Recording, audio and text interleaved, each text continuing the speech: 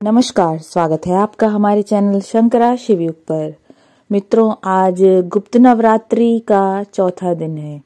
आप सभी को गुप्त नवरात्रि के चौथे दिवस की हार्दिक शुभकामनाएं। आज गुप्त नवरात्रि के चौथे दिन माँ भुवनेश्वरी की पूजा अर्चना की जाती है। माँ भुवनेश्वरी को संसार भर के यश और ऐश्वर्य की देवी माना जाता है। भुवनेश्वरी आदिशक्ति का पंचम स्वरूप है। इसी रूप में माँ ने त्रिदेवों को दर्शन दिए थे। माँ भुवनेश्वरी को 10 महाविद्याओं में चौथा स्थान प्राप्त है। पौराणिक मान्यताओं के अनुसार माँ भुवनेश्वरी ही संपूर्ण जगत का पालन पोषण करती हैं। उन्हें जगत धात्री भी कहा जाता है। माँ भुवनेश्वरी 14 भुवनों की स्वामिनी है। माँ को भगवान शिव की सखी माना गया है।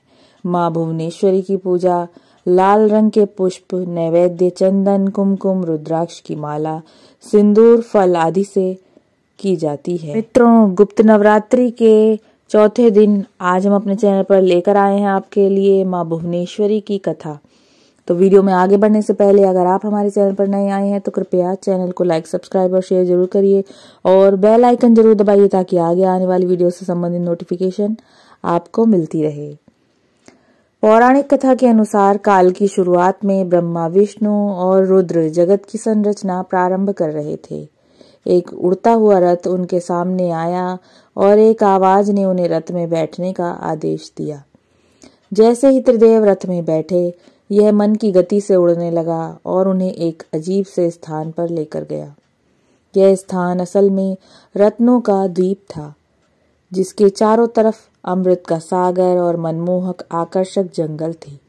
जैसे ही त्रिदेव रथ के बाहर उतरे, वह स्त्री स्वरूप में बदल गया। उन्होंने उस द्वीप का अच्छी तरह से मुआयना किया। वहां उन्हें एक शहर मिला। उस शहर के चारों तरफ सुरक्षा की 9 परतें थीं और उस शहर की सुरक्षा उग्र स्वभाव के भैरव, क्षेत्रपाल, मातृका और दिक्पाल कर रहे थे। जैसे ही वे शहर के अंदर गए, शहर का सौंदर्य और विकास देखकर मंत्रमुग्ध हो गए। आखिरकार वे शहर के अंदर स्थित मुख्य राजमहल में पहुंचे, जिसका नाम चिंतामणि गृह था और जिसकी सुरक्षा योगिनियां कर रही थी। यह शहर श्रीपुर था, देवी भुवनेश्वरी की राजधानी, जो मणिद्वीप की रानी थी।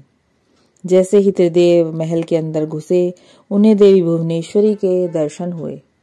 उनकी छटा लाल रंग की थी। उनकी 3 आंखें, 4 हाथ थे और उन्होंने लाल रंग के आभूषण पहने थे। उनके शरीर पर लाल चंदन का लेप लगा था तथा उन्होंने लाल कमल की माला पहनी थी। बाएं हाथ से उन्होंने अंकुश और पास पकड़ा था तथा दाहिने हाथ से वो अभय और वरदा मुद्रा दिखा रही थीं।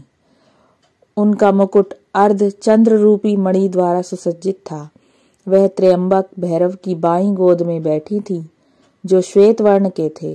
उन्होंने श्वेत वस्त्र पहने थे। उनके बाल उलझे हुए थे और उनके सिर के ऊपर भी अर्ध चंद्र एवं गंगा नदी थी।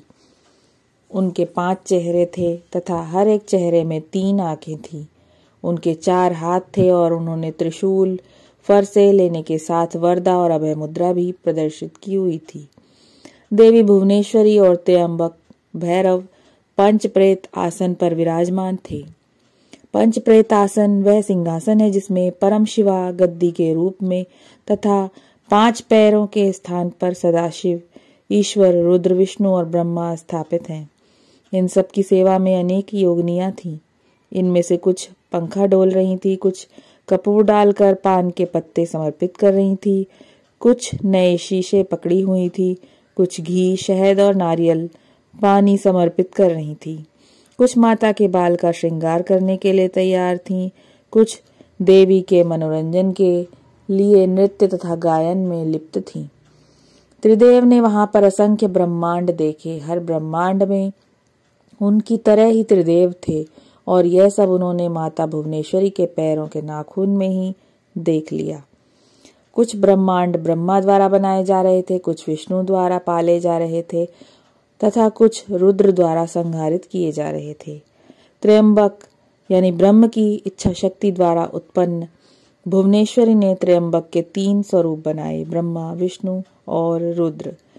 इस तरह त्रिदेव त्र्यंबक के ही 3 रूप हैं। तत्पश्चात देवी भुवनेश्वरी ने अपनी शक्तियां त्रिदेव को प्रदान की। ब्रह्मा के लिए देवी सरस्वती और विष्णु के लिए देवी लक्ष्मी और रुद्र के लिए देवी काली का निर्माण किया तथा उन्हें उनकी जगहों पर स्थापित किया। ब्रह्मा और सरस्वती ने मिलकर एक ब्रह्मांड रूपी अंडा बनाया। रुद्र और काली ने इसे तोड़ा, जिससे पंच तत्व स्वरूप में आए। इसके बाद पंच तत्व का उपयोग कर ब्रह्मा और सरस्वती ने संपूर्ण ब्रह्मांड की रचना की तथा विष्णु और लक्ष्मी ने इसके पालन पोषण का कार्य किया। अंत में रुद्र और काली ने ब्रह्मांड की समाप्ति की ताकि सरस्वती और ब्रह्मा पुनर्रचना शुरू कर सके। मित्रों, ये थी माघ मास गुप्त नवरात्रि के चौथे दिवस माँ भुवनेश्वरी की कथा। आशा करती हूँ कि ये वीडियो आपके लिए उपयोगी रहा होगा। जय माँ भुवनेश्वरी।